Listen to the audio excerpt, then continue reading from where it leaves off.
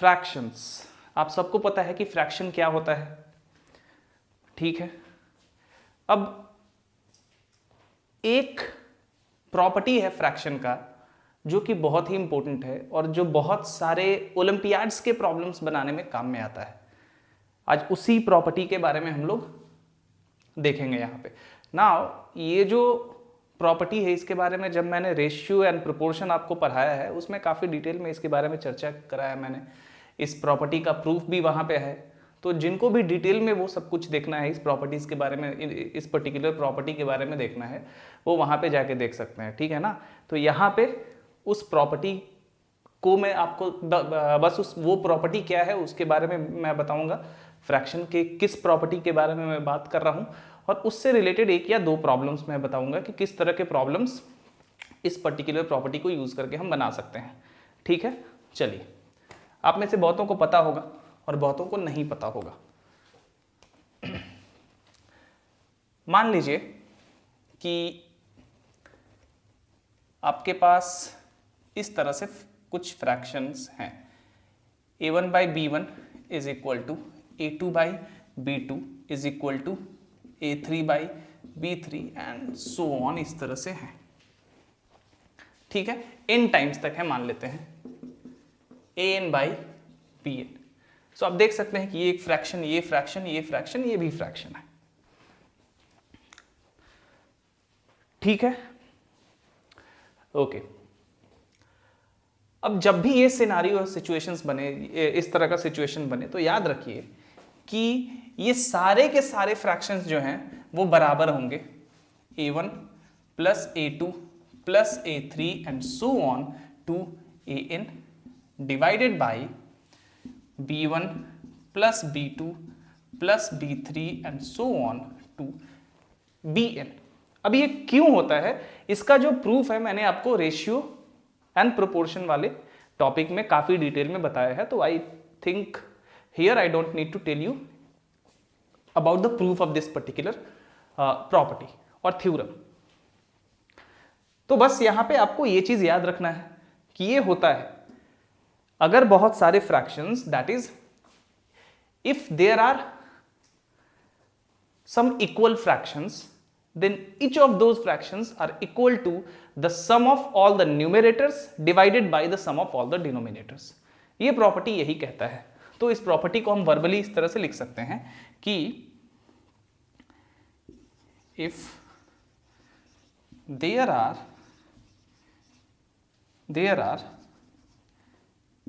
a number, वो number कोई भी हो सकता है, n नंबर तक हो सकता है, जैसा कि आप यहां पे देख सकते हैं। If there are a number of equal fractions,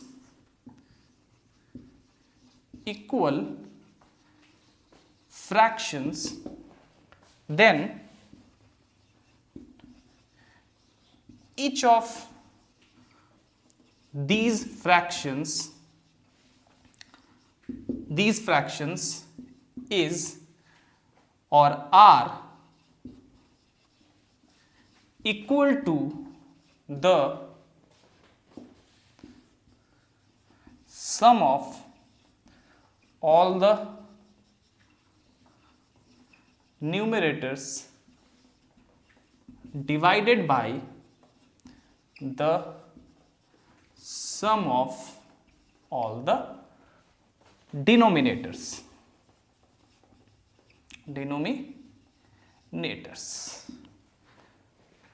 ठीक है, जैसा कि आप यहां पे देख सकते हैं। सो यहां पे कर सकते हैं आप, if this is the case given, then each of these fractions is equal to, चलिए फुल में ही लिख देता हूं, fractions is equal to this। ये प्रॉपर्टी वर्बली भी यही चीज कहता है। तो this is one of the very important properties in fractions और आपको ये याद रखना चाहिए। अब ये पर्टिकुलर प्रॉपर्टी किस तरह के प्रॉब्लम्स बनाने में काम में आता है उसके बारे में देखते हैं। अब जितना भी मैंने अभी तक आपको टॉपिक पढ़ाया है डिटेल में, वो ट्रिगोनोमेट्री हो या फिर कोऑर्डिनेट जियोमेट्री में स्ट्रेट लाइंस हो या फिर क्वाड्रेटिक इक्वेशंस हो या फिर वेक्टर अलजेब्रा हो, तो उन सब में कहीं ना कहीं मैंने इस वाले प्रॉपर्टी को यूज किया है और आपको उस टाइम पे इस प्रॉपर्टी के बारे में मैंने बताया भी है। लेकिन ये जो क्लास है, इस क्लास में मैं स्पेशली इसी के बारे में बता रहा हूं, वो इसलिए ताकि आपको ये पर्टिकुलर प्रॉपर्टी याद रहे।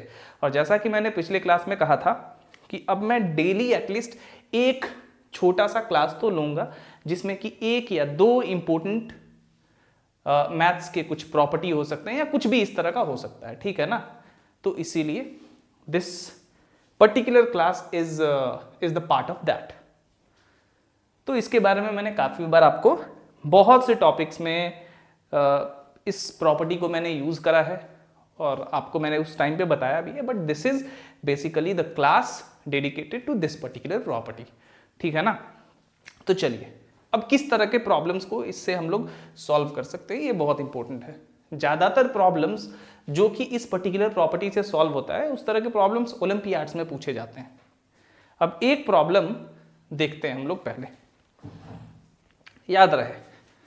So if there are a number of equal fractions, then each of these fractions is equal to sum of all the numerators divided by sum of all the denominators। याद रहेगा आपको, हमेशा के लिए याद कर लीजिए इसको। इसका प्रूफ जैसा कि मैंने कहा रेशियो एंड प्रोपोर्शन का जो टॉपिक है वहां पे जाके आप देख सकते हैं, काफी डिटेल में प्रूफ है वहां पे। अब मैंने सोचा कि बहुत सारे बच्चे जो लंबा क्लास है मेरा वो तो देख नहीं रहे हैं ज़्यादा। अब ऐसा नहीं है कि मैं लंबा क्लास जो लॉन्ग क्लासेस है उनको मैं रोक के रखूँगा, वो क्लासेस करवाऊँगा क्योंकि वही मेरा मेन पर्पस है। अब ये मैं इसलिए करवा रहा हूँ ताकि बहुत बच्चों को कुछ पर्टिकुलर टॉपिक्स चाहिए होता है, तो इसलिए ये भी करवा रहा हूँ, ठीक है ना। तो लंबा क्लास चिंता मत करिए, जो लॉन्ग क्लासेस है, जो रेगुलर क्लासेस है, वो बहुत जल्दी मैं शुरू करने वाला हूँ, मतलब रिज्यूम करने वाला हूँ। मैं पिछले कुछ एक महीने से, लगभग 20-25 दिन से, एक महीने से नहीं, सबसे पहले तो मैं जितने भी टॉपिक्स मैंने पढ़ाया है उन सब के बारे में पीडीएफ्स प्रिपेयर कर रहा था, तो वो ऑलमोस्ट पूरा हो गया है। तो अब जो भी टॉपिक्स मैंने कराया है उन सब में मैं उन पीडीएफ्स का लिंक डाल के आपको बता दूंगा कि हाँ मैंने लिंक अपलोड कर दिया है सारे पीडीएफ्स का, तो वहाँ से आप प्रॉब्लम्स डाउनलोड करके और सॉल्व कर सकते हैं। और उन प्रॉब्लम्स को आप मेरे से पूछ सकते हैं अगर कोई प्रॉब्लम उनमें से नहीं बना हो तो। मैं सॉल्यूशन नहीं डालूंगा, मैं बस आंसर और प्रॉब्लम्स आपको दे दूंगा, ठीक है ना। तो इसीलिए ये जो शॉर्ट क्लासेस हैं 15 मिनट 20 मिनट का, इनका वही पर्पस है कि थोड़ा मेरा रीच इंक्रीज कर जाए ताकि मैं लाइव क्लासेस एटलीस्ट शुरू कर सकूं, ठीक है ना। चलिए तो देखते हैं कि किस तरह के प्रॉब्लम्स बनाने में ये काम में आता है।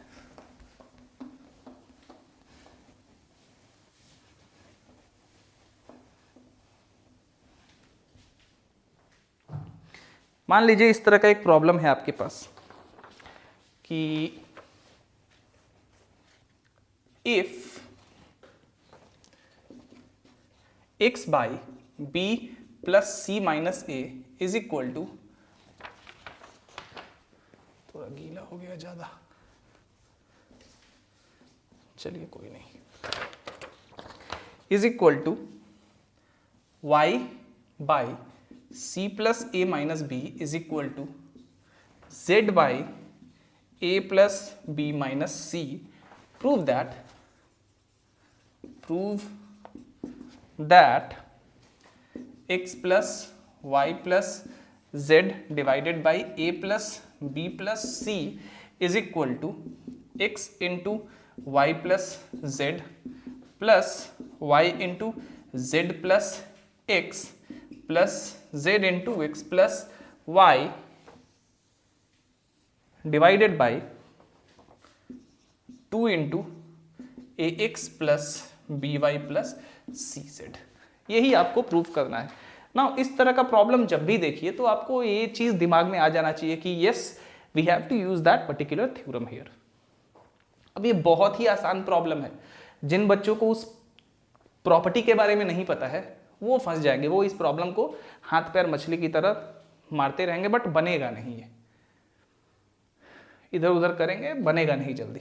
बट अगर आपको वो प्रॉपर्टी याद है और उस प्रॉपर्टी को आपने थोड़ा सा भी अप्लाई किया है ना, तो आप इस तरह के प्रॉब्लम्स को बड़ी आसानी से सॉल्व कर देंगे, क्योंकि ये प्रॉब्लम्स आसान ही होते हैं बेसिकली, चलिए देखिए कैसे बनाएंगे। अब आपको ये चीज प्रूव करना है, ये आपको गिवन है। आपको पता है कि अगर कुछ फ्रैक्शंस मतलब कितने भी नंबर ऑफ फ्रैक्शंस बराबर होते हैं तो उनमें से हर एक फ्रैक्शन किसके बराबर होता है, sum of all the numerators of those fractions divided by sum of all the denominators of those fractions. वो आपने देखा, ठीक है। तो ये बराबर है, ये एक फ्रैक्शन है, ये भी एक फ्रैक्शन है और ये भी एक फ्रैक्शन है, तीनों फ्रैक्शंस है और तीनों बराबर है। तो इन तीनों में से each of the given fractions is equal to कितना होगा भाई, sum of न्यूमरेटर्स थोड़ा डिटेल में लिख रहा हूं ताकि आपको याद रहे, divided by sum of denominators. इसका क्या मतलब है, sum of numerators x plus y plus z, x plus y plus z, ठीक है, बाई सम ऑफ डिनोमिनेटर्स कितना आ जाएगा, सबको जोड़ दीजिए, b plus c minus a plus c plus a minus b plus a plus b minus c. अब भाई यहां से माइनस ए और plus a cancel, minus b और plus b cancel, plus c और माइनस सी कैंसिल। आपके पास क्या बचा, x plus y plus z divided by a plus b plus c. आप देख सकते हैं कि ये राइट साइड वाला हमने किसी तरह करके निकाल लिया है, बट अब आपके दिमाग में आ रहा होगा कि व्हाट आफ्टर दिस, ये चीज तो निकल गया, बट इसके बाद हमें क्या करना है। अब यहीं पे थोड़ा सा आपको सोचना पड़ेगा, क्योंकि definitely whenever you apply a particular property to solve a problem you have to think, right, क्योंकि बिना थिंकिंग के कुछ बनने तो वाला नहीं है। तो इसको मान लीजिए इक्वेशन नंबर 1, इसको मान लीजिए इक्वेशन नंबर 1, ठीक है भाई। चलिए, तो आपने देखा कि ये तीनों फ्रैक्शंस किसके बराबर है, इसके बराबर है। याद रहेगा आपको, इतना पहले करिए फिर आगे बढ़ते हैं, क्योंकि आई हैव टू इरेज, तभी मैं साफ सुथरे से इसको बना सकता हूं। तो इन तीनों, ये तीनों फ्रैक्शंस किसके बराबर है, इसके बराबर है, ध्यान रहे। नाउ अब हम क्या करें, चलिए देखते हैं क्या करना है। इरेज कर रहा हूं इसको,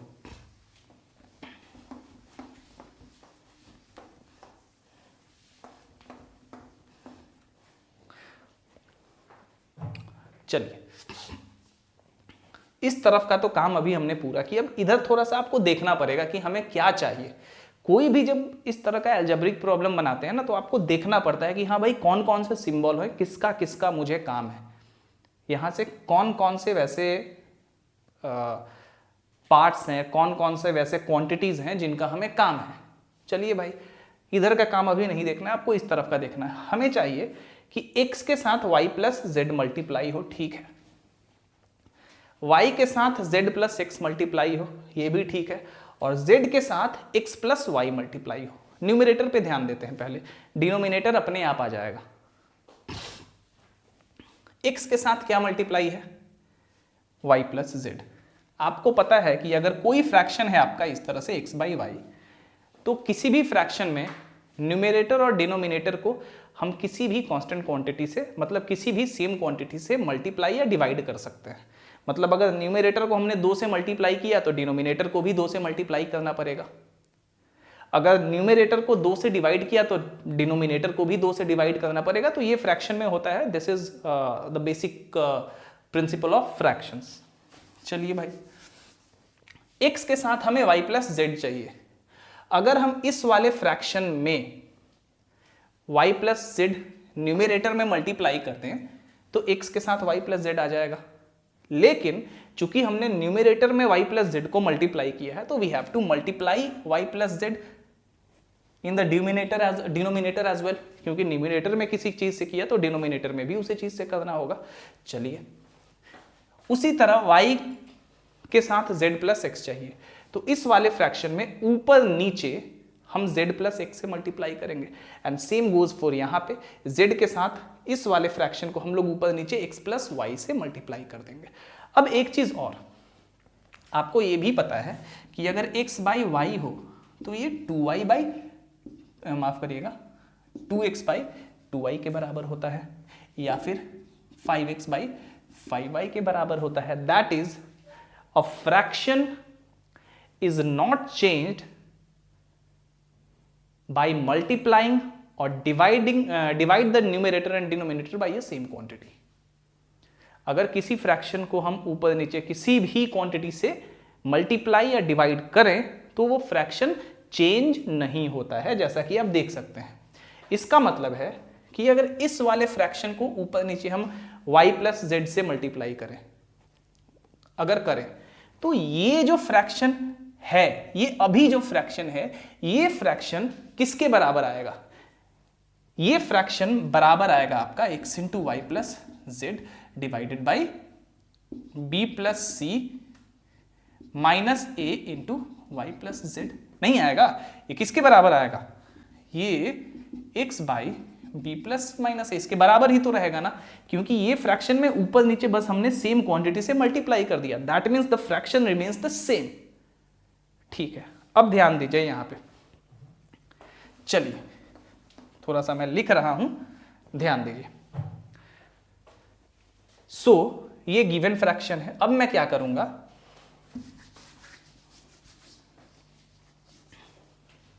मल्टीप्लाई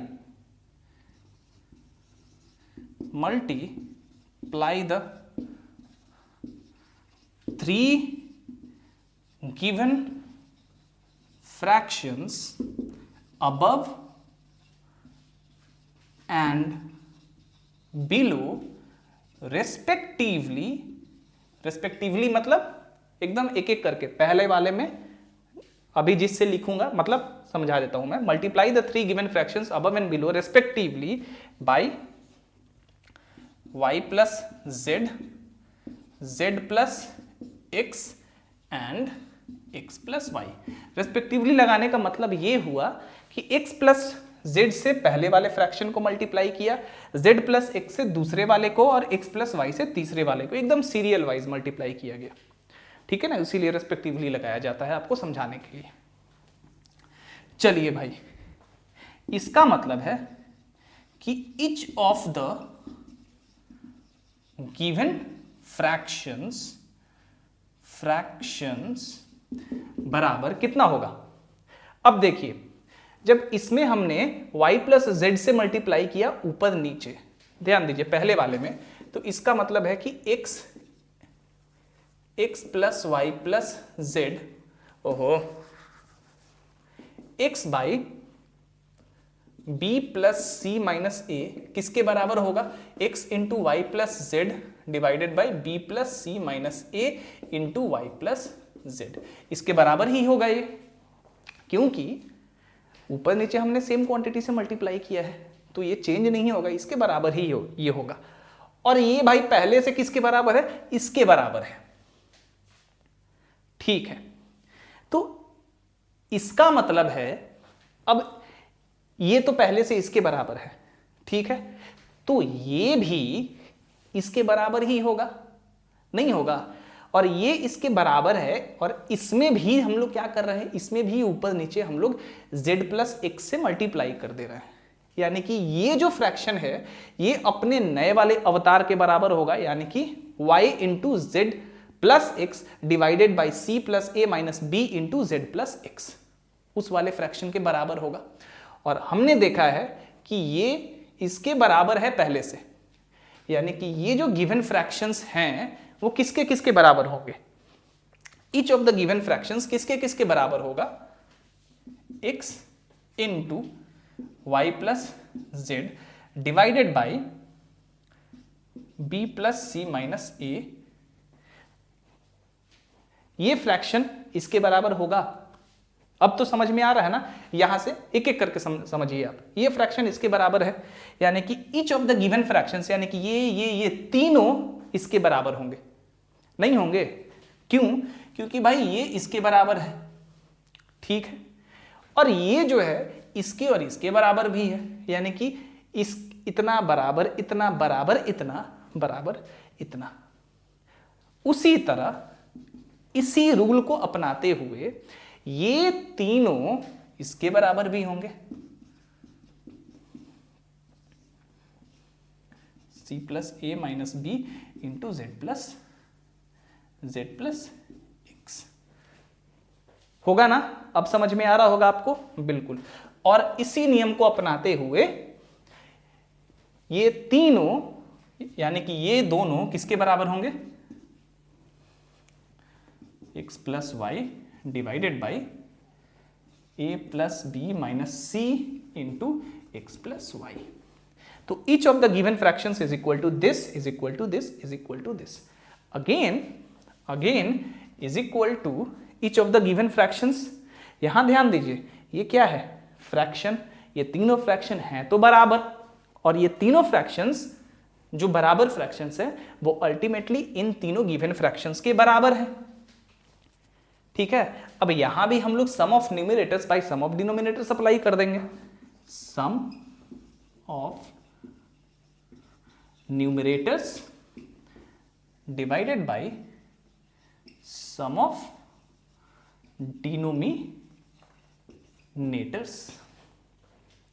हो गया? चलिए भाई, इसके बाद थोड़ा सा इरेज करना पड़ेगा मुझे। यहां से कर दूं इरेज? यहां से इरेज कर दूं?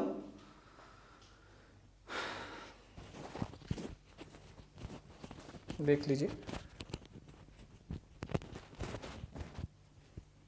चलिए, इसके बाद कंटिन्यू करूंगा, ठीक है ना? इरेज कर रहा हूं।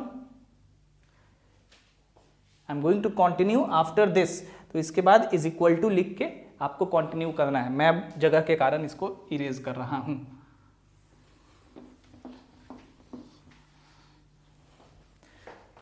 इसको भी इरेज कर रहा हूं, याद रखिएगा। आप बस यहां से इज इक्वल टू लिख के रिज्यूम कर सकते हैं, मतलब कंटिन्यू कर सकते हैं।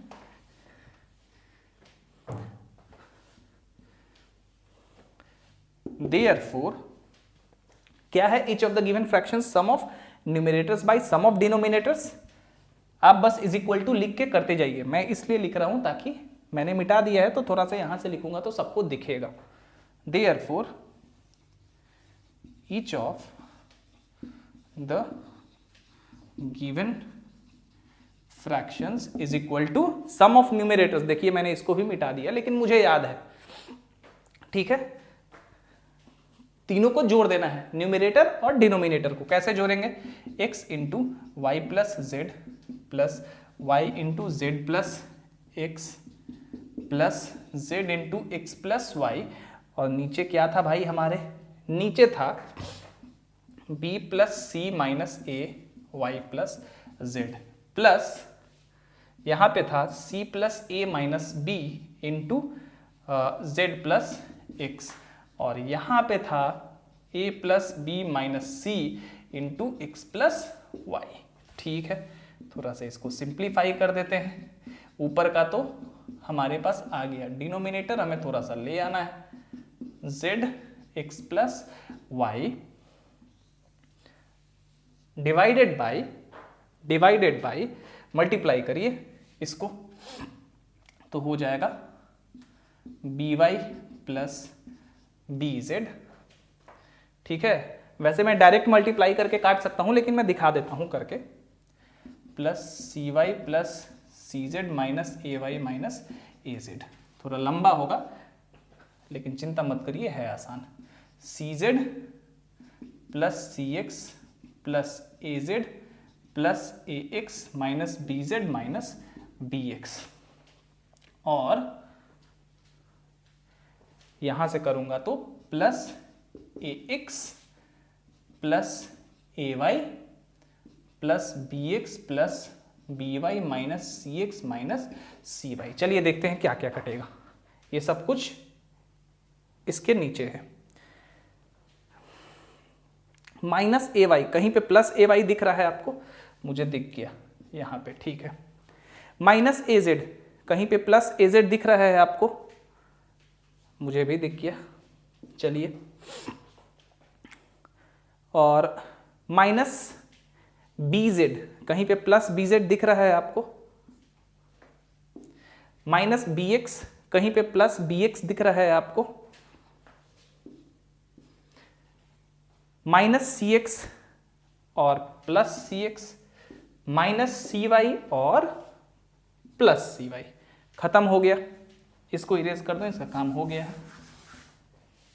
दैट इंप्लाइज, अब क्या आएगा आपके पास, ऊपर तो यही रहेगा x into y plus z plus y into z plus x plus z into x plus y divided by, अब देखिए a x plus a x 2ax, b y plus b y 2by, c z plus c z 2cz, और तो कुछ नहीं है, इन तीनों में से दो को कॉमन ले लेंगे, आएगा ax plus b y plus c Z.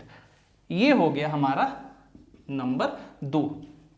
अब ध्यान दीजिए, नंबर 1 जो हमारा आया था वहां भी each of the given fractions, यानी कि ये तीनों के तीनों फ्रैक्शंस किसके बराबर थे, x plus y plus z divided by a plus b plus c के। यहां भी each of the given fractions किसके बराबर है, x into y plus z, मतलब इसके बराबर है। यानी कि अगर 1 और 2 को हम इक्वेट करें तो हमें क्या मिलेगा, इसलिए फ्रॉम 1 एंड 2। अब यही तीनों फ्रैक्शंस इसके बराबर भी है, यही तीनों फ्रैक्शंस इसके बराबर भी है, यानी कि फ्रॉम 1 एंड 2 से क्या मिलेगा, x plus y plus z divided by a plus b plus c is equal to x into y plus z plus y into z plus x plus z into x plus y divided by 2 into a x plus b y plus c z. यही चीज proof करना था, हो गया proof. तो इस तरह के क्वेश्चंस को बनाने के लिए आपको ये प्रॉपर्टी, ये पर्टिकुलर प्रॉपर्टी याद रखना होगा। और जैसा कि मैंने कहा, इस प्रॉपर्टी को अगर आपको डिटेल में देखना है तो आप जाइए, रेशियो एंड प्रोपोर्शन का जो मैंने पढ़ाया है आपको, वहाँ पे डिटेल लेक्चर है, वहाँ पे आप जाके देख सकते हैं। ठीक है, चलिए अब एक और क्वेश्चन मैं थोड़ा आपको यहाँ पे लिख के देता हूँ, ट्राई टू सॉल्व इट। अगर नहीं बना तो नेक्स्ट क्लास में मैं उसको कंप्लीट करूँगा बना के। इरेज करूँ,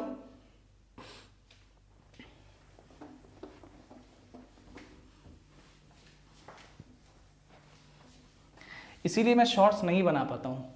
ये एक छोटा सा प्रॉपर्टी था, इसको बताने के लिए मुझे लगता है कि 20 मिनट से ऊपर हो गया है अभी तक। सो शॉर्ट्स नहीं बना सकता हूँ मैं, देखूंगा फ्यूचर में, बट मुझे लगता है कि मैं शॉर्ट्स नहीं बना सकता हूँ, खास करके मैथ्स में, क्योंकि बकवास तो करना नहीं है यहाँ पे। मैंने सोचा कि मैं बनाऊँ शायद शॉर्ट्स, लेकिन मुझे लगा कि नहीं, कोई फ़ायदा नहीं है। मैं तो बना के जैसा तैसा डाल दूंगा, लेकिन आपके लिए वो फ़ायदेमंद नहीं है। चलिए कोई नहीं, रीच नहीं बढ़ रहा है तो मत बढ़े। ओके, एक प्रॉब्लम मैं आपको देता हूँ, ट्राई टू सॉल्व इट। थोड़ा सा मैं हिंट दे दूंगा उस प्रॉब्लम को बनाने के लिए। If L into m y plus n z minus l x is equal to m into n z plus l x minus m y is equal to n into l x plus m y minus n z. Match कर लूँ, L into m y plus n z minus l x is equal to m into nz plus lx minus my is equal to n into lx plus my minus nz। आपको proof करना है, then prove that y plus z minus x divided by L is equal to z plus x minus y divided by m is equal to x plus y minus z is equal to n।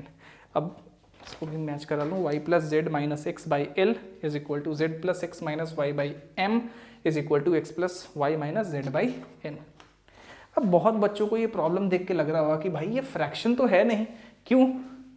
अगर यहाँ पे कोई quantity a है तो हम इसको a by 1 नहीं लिख सकते हैं, तो ये फ्रैक्शन हो गया। चलिए, आपको एक ही हिंट दूंगा, वो ये है कि आप इस गिवन को ऐसे करके लिख सकते हैं, my plus n z minus l x divided by 1 by l is equal to n z plus l x minus m y divided by 1 by m is equal to l x plus m y minus n z divided by 1 by n. अब वही करना है आपको। अब एक चीज और, थोड़ा सा इसमें और हिंट दे देता हूं। इस तरह तो लिख दिया आपने, मान लीजिए आपके पास a by b is equal to c by d is equal to e by f, 3 fraction है। अब तीनों फ्रैक्शन है तो तीनों fraction obviously a plus c plus e by b plus d plus f के बराबर तो होंगे। अब एक चीज और ध्यान रखिएगा, मैंने आपको कहा है कि किसी भी फ्रैक्शन में ऊपर नीचे किसी क्वांटिटी से मल्टीप्लाई करेंगे, किसी सेम क्वांटिटी से मल्टीप्लाई या डिवाइड करेंगे तो वो फ्रैक्शन चेंज नहीं होता है। अगर मैं इस फ्रैक्शन में ऊपर नीचे ऐसे कर दूं कि a by b is equal to minus c by minus d is equal to e by f, तो ये तीनों फ्रैक्शन इन तीनों फ्रैक्शन के बराबर है भाई, देख सकते हैं। ये इसके भी बराबर है और ये इसके भी बराबर है, यानी कि ये जो है ये सारे के सारे इसके बराबर हैं। तो इस केस में जब यही फॉर्मूला लगाएंगे तो आपको क्या मिलेगा, a minus c plus e divided by b minus d plus f. जरूरत के हिसाब से हम इसको चेंज कर सकते हैं, यहां पे ये काम आपको करना है, ठीक है। आप ऐसा भी कर सकते हैं कि इन दोनों को मान लीजिए, अब देखिए एक और चीज समझिए, ये और ये तीनों बराबर है, मतलब sum of numerators by sum of denominator. क्या हम इसको ऐसे लिख सकते हैं, अब ये तो इसके और इसके बराबर है, बट ये दोनों फ्रैक्शंस भी अगर अकेले में देखें तो बराबर है, यानी कि ये तीनों फ्रैक्शन क्या c plus e by d plus f के बराबर हो सकते हैं? क्यों नहीं हो सकते हैं?